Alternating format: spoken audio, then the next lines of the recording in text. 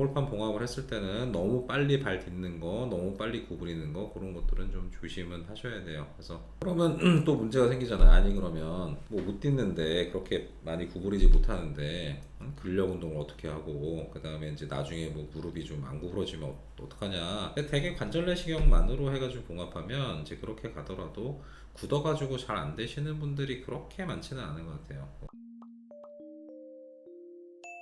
안녕하세요 여러분, 닥터 콩깍지 조재 원장입니다. 오늘은 연골판 관리법의 두 번째, 연골판 봉합 후의 관리법에 대해서 얘기를 해볼게요. 저는 연골판 절제보다는 봉합을 좀 많이 좋아하고, 그래서 물론 뭐 봉합이 만사는 아니죠. 왜냐면 100%다 붙는 건 아니니까. 하지만 일단은 뭐 살려볼 수 있으면 살리는 게 제일 좋기 때문에 저는 절제보다는 이제 봉합을 더 선호를 합니다. 아무래도 봉합을 좀 많이 하다 보니까 거기에 대해서 좀 경험이 좀 꽤 좀 쌓여 있기 때문에 연골판 봉합술 후의 관리법에서 대해서 좀 얘기를 해볼게요. 근데 사실 이거 의사들마다 다 기준이 조금씩은 달라요. 일률적이지는 않은 것 같아요. 그래서 뭐 제 말이 다 이렇게 100% 정답이다 그렇게 저는 얘기는 못하고요. 일단 제 경험에 따라서 얘기를 좀 해드릴게요. 일단 연골판 봉합이 뭐 여러 종류로 할 수도 있죠. 앞쪽 꼬맬 수 있고, 옆에 꼬맬 수 있고, 뒤에도 꼬맬 수 있고, 뭐 꼬매는 것도 뭐 올인사이드, 아웃사이드, 인사이드 아웃, 뭐 여러 가지 방법에 따라서 뭐 실도 녹는 실을 쓰기도 하고, 안 녹는 실을 쓰기도 하고, 뭐 특수한 꼬매는 기구를 쓰기도 하고, 하여튼 여러 가지를 써요. 하지만 붙는 거는 뭐 거의 비슷한 것 같아요. 이 위치라든지 봉합하는 방법에 따라서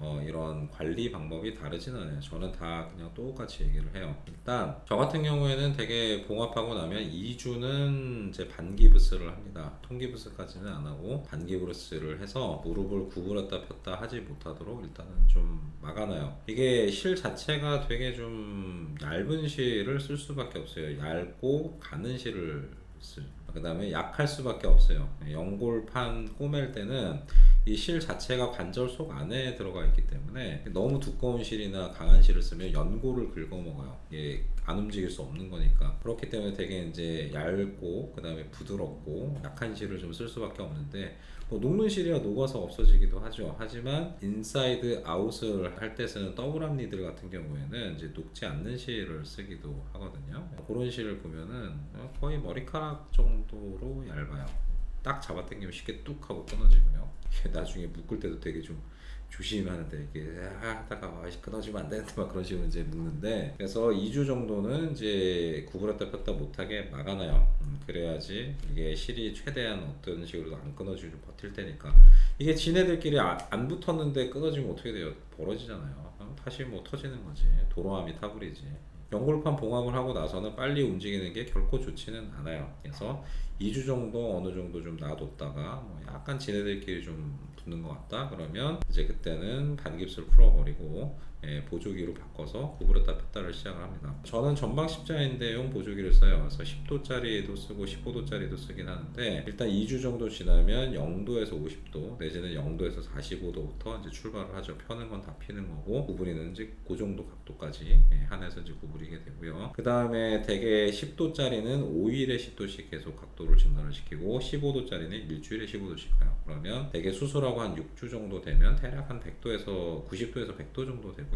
한 8주 정도 되면 대략 한 120도 정도 가요. 그래서 한 2달 정도 되면 어느 정도 각도가 거의 다 나오게 이제 그런 식으로 가고요. 그 다음에 목발을 한 6주 정도 쓰라고 합니다. 6주까지는 가급적 체중 부하를 안 하는 게 좋다. 그래서 대략 목발 6주, 반깁스 2주, 보조기 8주, 대략 그 정도 스케줄로 좀 가요. 그러면 반깁스 2주하고 보조기 8주 하면 거의 10주죠. 한 2달간 정도. 그래서 보조기 푸는 거는 2달간, 목발 떼는 거는 1달 반, 이제 그 정도 해가지고, 대개는 이제 큰 이벤트 없이 뭐 이렇게 대개는 뭐 붙는 사람은 이제 잘 붙는 것 같아요. 제가 얘기 드리는 거는 이제 되게 좀 보수적으로 가는 거예요. 보수적으로 간다는 소리는 이게 뭐 사실 사람마다 다르잖아요. 이게 어떤 사람은 꼬맸을 때 같은 방법, 같은 실로, 같은 강도로 꼬맸을 때 어떤 사람은 빨리 낫는 사람이 분명히 있을 거예요. 체질적으로 다 다르니까. 뭐 혈액량도 다르고 힐링 파워도 다를 거고, 뭐 세포가 일하는 속도라든지 영양 요구라든지 그런 게 다 다르기 때문에 분명히 빨리 붙는 사람도 있을 거고 좀 천천히 붙는 사람도 있을 거예요. 하지만 이제 제가 그 정도 기준으로 드는 거는 그 정도 가면 거의 대부분은 괜찮을 거라는 가정을 하에 하는 거죠. 물론 이제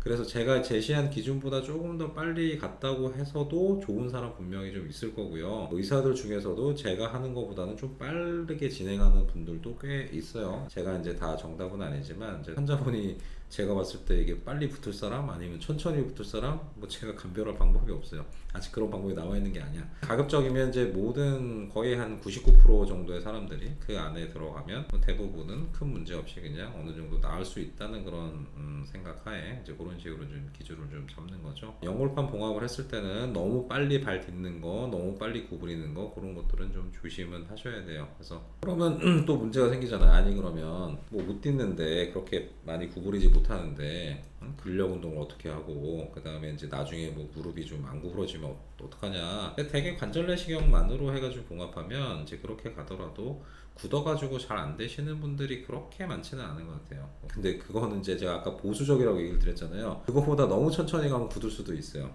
그래서 저는 이제 아주 굳지 않을 범위 내에서 좀 천천히 가는 거고 3, 4주를 깁스를 한다든가 뭐 그런 거는 저는 바르지 못한 것 같아요. 제가 경험해보니까 가장 무릎 주변 뭐 관절들 다 마찬가지죠. 어느 관절이든지 제일 좀 큰 컴플리케이션은 강직이에요. 강직 한번 생기면 정말 그거는 정상으로 돌아오기는 거의 불가능한 것 같아요. 강직이 생기지 않을 정도에 한해서는 이제 천천히 가는데 어쨌든 간에 그래도 너무 빨리 가는 거는 좋지는 않다. 물론 제가 이제 연골판 절제술 하고 나서도 이제 주사도 좀 써보는 것도 좋고 약도 좀 써보는 것도 좋고 얘기 드렸잖아요. 연골판 봉합이라고 다를까요? 저는 똑같아요. 연골판 봉합한 사람들에게도 조인스라든가 이모튼이라든가 아트로다라든가 이제 그런 약들은 전 처방을 하고요. 그다음에 뭐 환자분이 뭐 이렇게 호가난도 관절에 쓰나 뭐 MGF 뭐 내지는 뭐 초록니코마 드시고 싶으시면 저는 드시라고 해요. 단 너무 비싸지 않은 거로. 비싼 거는 글쎄요 저 잘 모르겠지만 마음의 안정을 위해서 저는 안 먹을 건데 환자분들이 드시겠다면 저는 반대는 안 합니다.